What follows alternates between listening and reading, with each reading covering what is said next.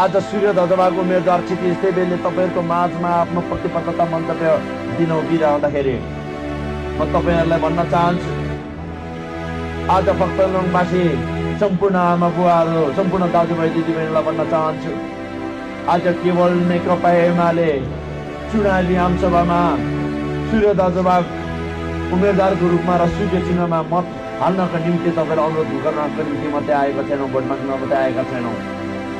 आज हाम्रो भक्तलङवासी आमा बुवाहरूसँग, हाम्रो सम्पूर्ण भक्तलङवासी जनतासँग भावनात्मक सम्बन्ध साट्न आएका छौँ। तपाईँ हाम्रो दिगो सम्बन्ध निर्माण गर्न आएका छौँ। तपाईँ हाम्रो बलियो सम्बन्ध स्थापित गर्न आएका छौँ। नेता कार्यकर्ता र जनताको समुद्र सम्बन्ध निर्माण गर्न आएका छौँ।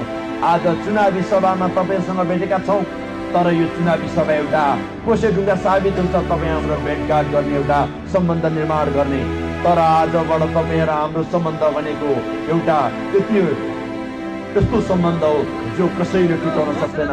यति दर्दिलो भावनात्मक सम्बन्ध हुन्छ, यति दर्दिलो तपाईँ हाम्रो रिलेसन हुन्छ, यति मजबुत सम्बन्ध हुन्छ, यति दिगो सम्बन्ध हुन्छ, जस्तो सुकै तुफान आँधी बेरी चाहे जस्तो सुकै कठिन परिस्थिति आओस्, आज नेकपा एमालेको र आज भक्तलङवासीको आज नेता र कार्यकर्ता आज उम्मेदवारको हिसाबले म क्षितिज देवेल तपाईँहरूको त्यो सम्बन्ध, त्यो प्रगाढ सम्बन्ध निर्माणको निम्ति तपाईँहरूको माझमा करार हुन आएको छु।